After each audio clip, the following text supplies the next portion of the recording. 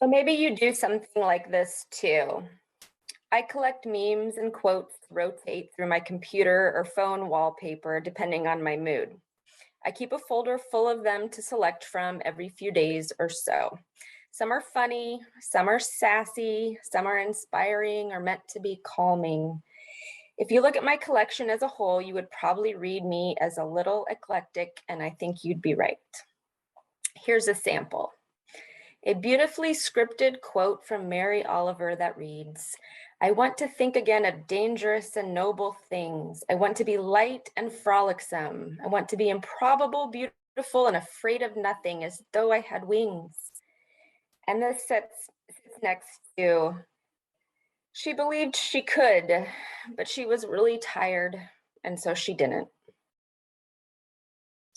It's clear that who I aim to be isn't always the reality. In this time of resolutions and new COVID waves and continued political turmoil, the valley between who we are and who we want to be feels even more exaggerated. The tension between what we hold true and how we actually act can feel overwhelming. The longing for where we want to be and where we really are is devastating. What do we do with this? We are here today to explore this tension. After all, one of my more recent wallpaper quotes is from Ralph Waldo Emerson. The world is all gates, all opportunities, strings of tension waiting to be struck. Come, let us worship. Yeah, good morning. Joining you from my virtual blanket fort in Bloomington, Indiana this morning. I wanted to talk to you a little bit about spiritual practices. Sometimes we talk ourselves out of needing to be perfect, have the ideal for spiritual practices have to be, some aspirational thing that sometimes feels unobtainable, or that if we don't immediately feel the presence of the cosmic or the infinite, we're doing something wrong. And did you know that you are doing a meditation already? Yep, kids, adults, everyone, I'm talking to you. You are doing them already, many times a day even, and you don't even realize it. I did it when I realized I wasn't unmuted. I sighed. Did you see it? I went, right? So when you sigh, you may do this when you sit down after a long day on your feet. You may sigh as children when your parents ask you to stop playing and to help with chores. But did you also know that you sigh at the end of a big belly laugh? Have you had that joy recently? Have you had this where you're laughing so hard to catch your breath and you go, when you sigh like that, you can feel that tension drop from your shoulders. You can feel your jaw unclench. You don't need yoga pants or even a quiet space. All you need is your own permission to let out a deep sigh. Do it with me. Ready?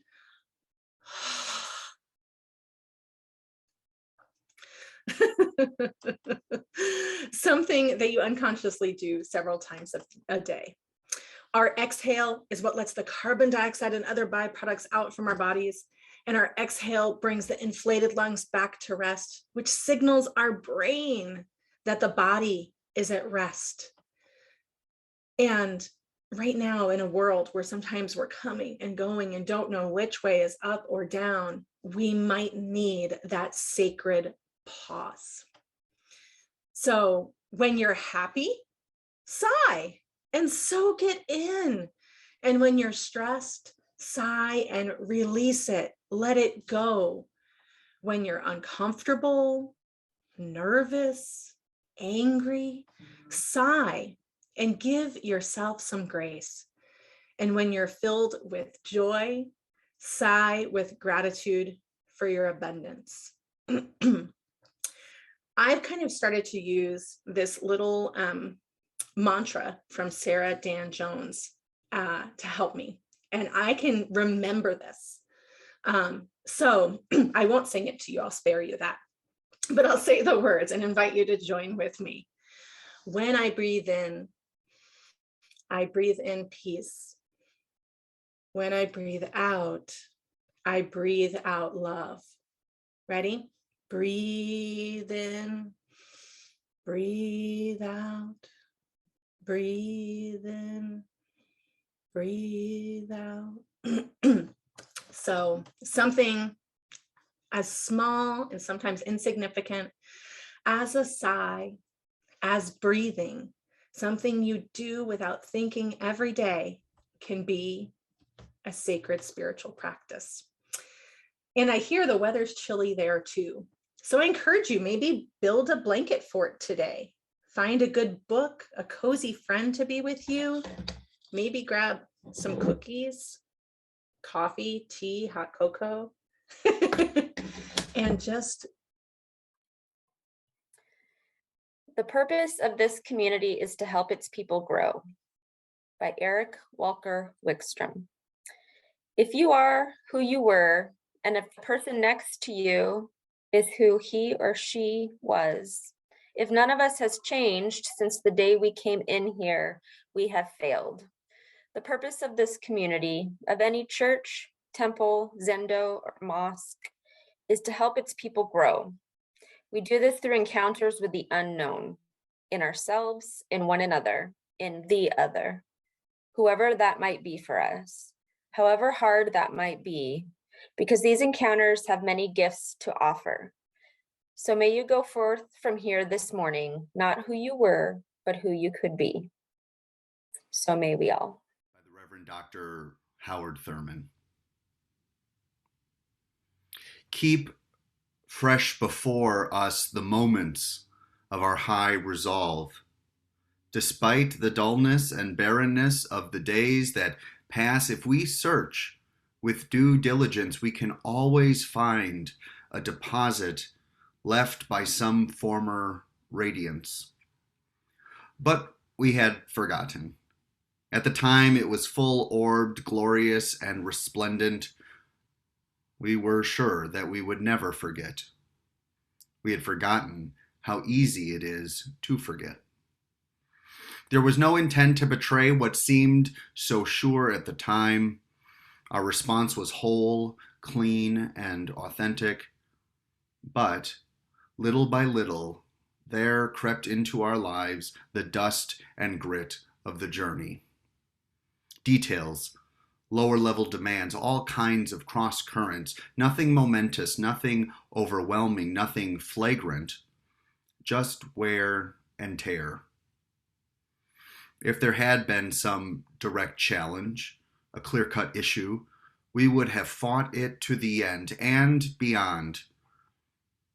In the quietness of this place, surrounded by the all-pervading presence of love, our hearts whisper, keep fresh before us the moments of our high resolve, that in fair weather and foul, in good times and in tempests, in the days when the darkness and the foe are nameless or familiar, we may not forget that to which our lives are committed.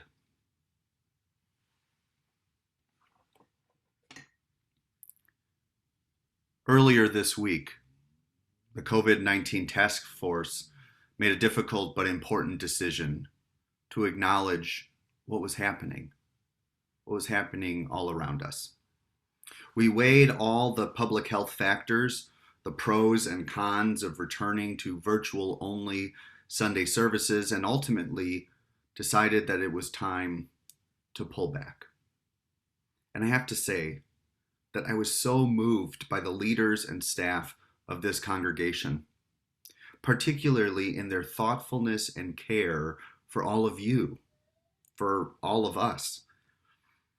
I was moved by the letter that our board president, Lynn Montgomery, sent out on behalf of the COVID-19 task force. And I was also reminded that this act of care and concern for our collective well-being is nothing new. It has been an ongoing expression of love for the past 22 months. For almost 2 years, our board, staff, and so many of you have taken it upon yourself to be sure, to the best of our ability, that no one gets left behind. We have been intentional. We have never been perfect, but we have moved through this pandemic and still today living with great intentions, deeply held values, a clear mission, and a desired end. When will it end? We are weary, we are tired, and yet we have tapped into a resilience and love that will not let us go. During our conversations about going back to Zoom only for Sunday services, I mentioned that oftentimes when making tough decisions, the expected path, the intuitive path, the logical path is simply the right path. But I also said that what makes a tough decision a good decision is when the choice is made not just for the obvious reasons, but instead when there are beautiful, unexpected reasons and even outcomes to make that given decision as well. For example, the public health experts are quite clear about what the next 2 to 3 weeks will be like in the United States. The data points to the reality in other parts of the world to be true. And our understanding of how sheltering in place can relieve the potential for spreading the virus and add unnecessary strain to an already overburdened healthcare system is quite common knowledge by this point, in our community at least. Those are each solid reasons in and of themselves, each reason enough to take this step to be online over the next few weeks in January. But there is another reason that going online would be good for our community. And this is the fact that we have not all been together in quite a long time. We have had some outdoor services this summer and fall, yes, but after that we entered into a sort of limbo, a sort of dual reality as illustrated by our multi-platform Sunday morning experiences. Some of you have come back to gathering in the sanctuary at UUCCI, and some have remained at home. And let me be clear, there are very good reasons for both decisions. I honor your decision and the thoughtfulness that goes into how you choose to be a part of this community. However, the truth remains that when we transition from Zoom-only services to multi-platform services this fall, a tension was created because no longer were we able to gather in just one way. And by that fact, a tension was created that strained and stretched how we understand who we are as a congregation and where we are and how we are gathering as a community. We are all a part of this community. Conversely, now being back online this morning and for the rest of this month, we are able to remember our members, to reconnect with our friends, with one another in one place, face to face, in this Brady Bunch Hoosier version of Hollywood Squares, and in all of its absurdity, in all of our grief, with all of our anger and exhaustion, here we are, stuck in this tension, yes, but also in this shared space, our Zoom sanctuary, divided no more, present to one another in our living rooms and kitchens and other warm places, some pillow forts that we call home. And so it felt beautiful to come back to one another as we start this new year. It feels nice to look out and see you and to recall that this is as good an intention to begin this year with than any, to see one another and to feel seen. To see one another and feel seen. This month, we are exploring the theme of living with intention, and it is good indeed that we can see one another more closely here on Zoom, face to face, as we continue this journey in life. This morning, I'd like to explore further this notion of tension, not living with tension, but living in tension, living with tension, surrounded by tension, and how we nevertheless choose to stick together as we move forward as a congregation of hope and courage. How do we do that? How do we live in tension, with tension? It is because we have already signed up for intention that we can do this. We have already chosen to take the ethical, spiritual, and or religious path that by its very nature is intense. For we have chosen, listen to this, for we have chosen one that is not built on the imagery of rocks, but of rivers. Rocks shape much of the religion many of you have experienced growing up or have perhaps chosen to move away from in your adult lives. Rocks are solid, reliable, and relatively unchanging. Don't quote me if you're a geologist. Rivers, on the other hand, are fluid. They're twisting. It is calm and sometimes choppy and reliably changing as it flows.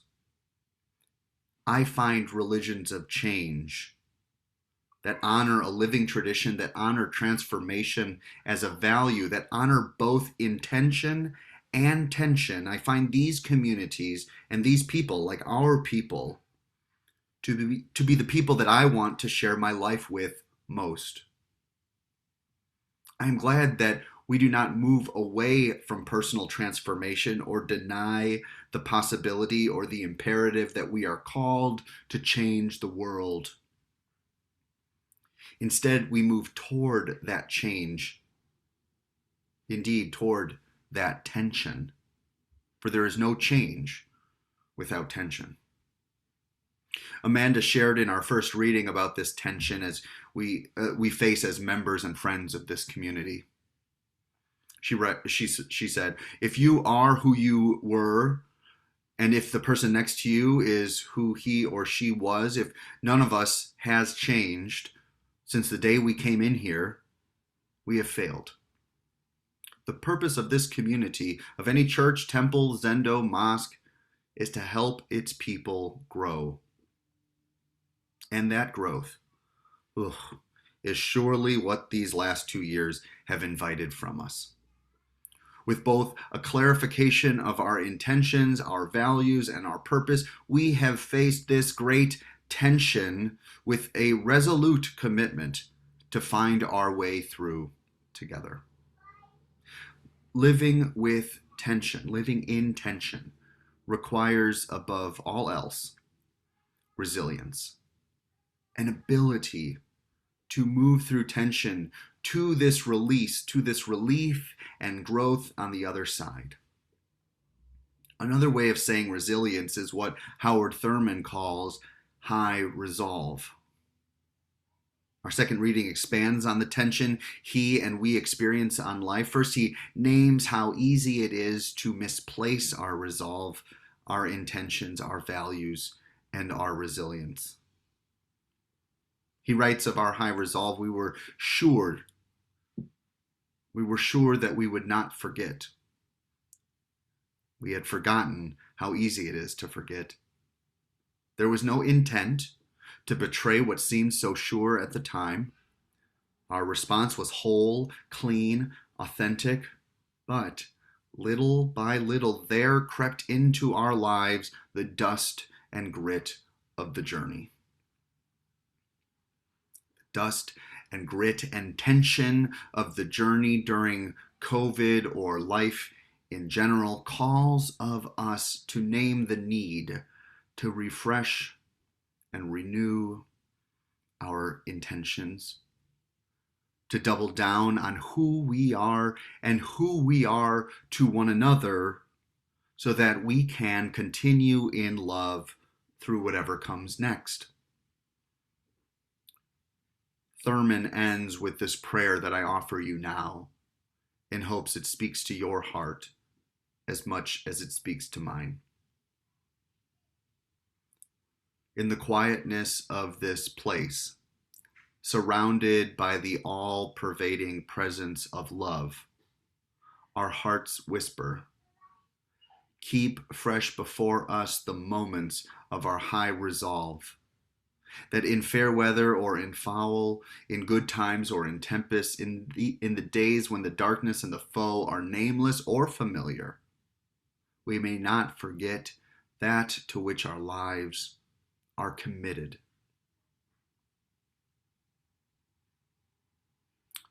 May we see one another now, in this moment, this precious moment we have with one another. May we see one another. May you look around and know that our high resolve is not found in any one of us alone, but in each of us and in this community that will continue to embody love as we find our way back home. May it be so, and amen.